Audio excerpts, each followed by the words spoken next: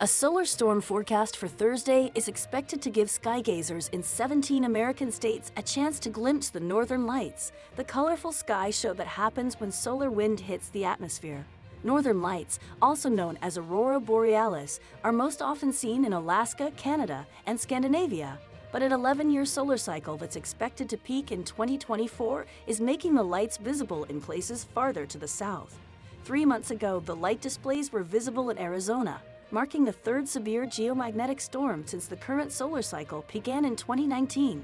The Geophysical Institute at the University of Alaska at Fairbanks has forecast auroral activity on Thursday in Alaska, Oregon, Washington, Idaho, Montana, Wyoming, North Dakota, South Dakota, Minnesota, Wisconsin, Michigan, New York, New Hampshire, Vermont, Indiana, Maine, and Maryland.